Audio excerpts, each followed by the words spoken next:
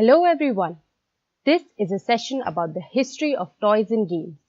Oh no, did she say history? But that's boring. And this course is about game design. It can't be boring. Well, give me a moment. Look at your screen today. Your computer, your smartphone, your Kindle. Beautiful, isn't it? And yet, we are all aware of a time when things were carved in stone. So when we talk about studying the history of games, we are talking about appreciating the various stages of technological development and the gaps at which they have occurred. As technology advanced, so did our expectation from our objects of play, constantly affecting the way we designed our games. Man has been in a habit of turning anything of use into an object of play. He picked up stones for weight and skipped them across waters in the evening. He invented the wheel, then converted it into a drag toy. He made guns, a destructive weapon, then made toy pistols for kids to enjoy. History has witnessed all technology turning into games at the hands of an inspired mind. It is beautiful to see how games were developed across the globe independently, no civilization being left behind in their own innovations. This is why games can be used to understand a very vast volume of an unwritten aspect of human life, the emotions, values, and aspirations of the people at that time. As we take a walk through times, I want you to focus not on the dates, but simply on the change that came about. Okay, let's begin. Even at the very start of civilization, young people needed toys to stimulate their brains and enhance their imaginations. 4000 BC, the oldest civilization known to man, Babylonians have been known to play a board game with 20 squares and button-like pieces to move around, which very closely resembles chess and checkers, while children played with miniaturized weapons of the time. There have also been records of spinning tops, rattles, and jump ropes. This little hedgehog and lion on wheels were found in Susa, dating back to around 1250 BC. 3000 BC. We see stone marbles in Egypt. Often these were used in games involving dice or even simple player moves like in the case of Mehen, or a two-player abstract strategy game called Senet. Both of these were loaded with hidden mythological meaning. 1000 BC. Kites were flown in China. They were unique in their shapes and elaborate designs of dragons.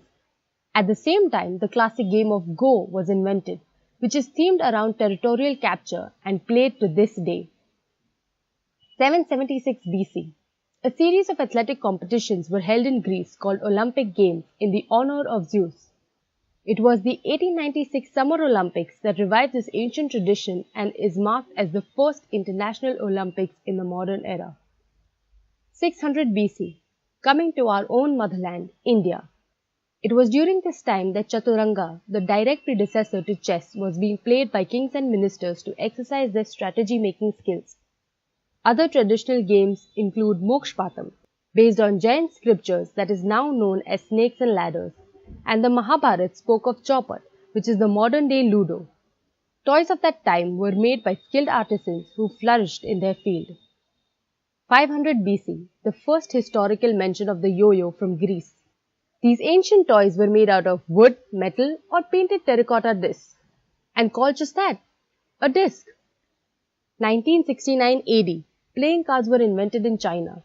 The fact that through the years they haven't changed much and have been adopted into numerous game styles says a lot about the efficiency of its design. That's about it for the games of the ancient civilization.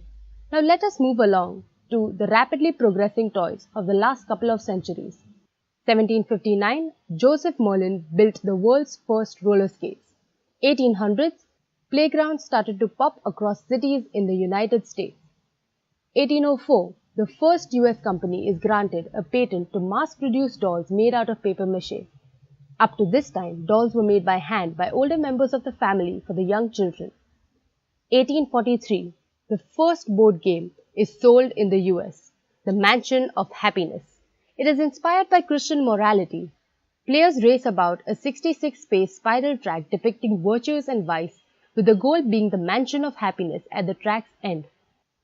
1860s saw the first design of a commercial velocipede, also known as a bicycle. The rise of popularity of this personal transportation system as a plaything was extremely quick, with varieties like the penny farthing and alternate forms coming up in no time. 1877, Edison had envisioned the idea of a talking doll, but it was inventor William Jack who first developed a prototype based on Edison's original tinfoil phonograph. Unfortunately, it was never successful. 1902, the teddy bear becomes unbelievably popular, named after the not-so-cuddly President Theodore Teddy Roosevelt, a name that was spawned from a political cartoon in the Washington Post. 1916, the son of a famous architect, Frank Lloyd Wright, invents Lincoln Logs. Its ease of use made it intuitive for children to create structures by stacking the pieces onto each other. 1929, in a fascinating turn of events, Donald Dukin popularizes the yo-yo in the US. 1932, the Lego is invented by Ole Kirk Christiansen. The name is Danish for play well, although it wasn't until later that the snap-fit locking system was introduced, which means until then, stacked up Lego pieces would just fall when moved. 1935, Monopoly becomes the best-selling board game, peaking during the Depression when people were losing their jobs and needed something to do with their free time. 1943, the Slinky is accidentally invented as naval engineer Richard James, while developing a spring that could stabilize instruments on board, knocks one off the shelf. The iconic name is coined by his wife Betty. 1947, the first electronic digital computers were constructed during World War II for rapid code breaking and processing complex algorithms. Shortly after, some bright engineers started fiddling with an oscilloscope to create the first ever video game called Tennis for Two, a tennis simulation game in 1958. In 1956, Cincinnati-based Noah McVicker makes a non-toxic, non-staining, reusable wallpaper cleaner, which fails terribly in the market, until it is picked up as the perfect modeling material for kids, now called Play-Doh. 1952, Mr. Potato Head proves that kids really do love playing with their food.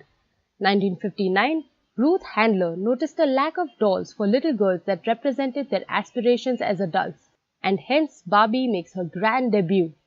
Just to put things in perspective, today 3 Barbies are sold every second. 1965, the G.I. Joe proves that even boys love to play with dolls. This shows that we had reached a stage in the industry where we were listening to our target groups. 1972, Atari releases Pong, which laid the foundation for successful video arcade games.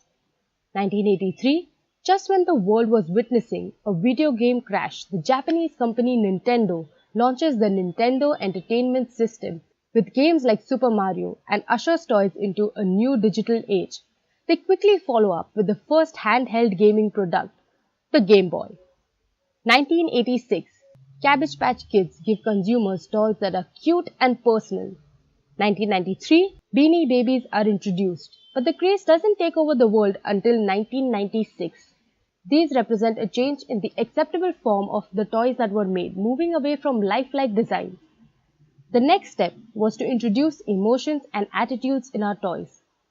1996, Tickle Me Elmo becomes one of the most in-demand toys of the century during the holiday season. 1998, the Furby is introduced. It is cute and mimics what it hears. It also displays emotions like being sad or hungry. 2000, Bratz Dolls brings the doll industry some serious sass. 2007, with the release of the iPod Touch, the kids have an unlimited access to thousands of game apps that are both educational and fun. Today, as we stand surrounded in the world of instant networking, our mind needs stimulation that can keep up with the volume of information we are currently able to process at one time. This is not an easy task. It requires a skilled and ambitious person to be able to deliver to these standards, to lay even one more brick in the fortress that is the gaming industry. How about we give it a try?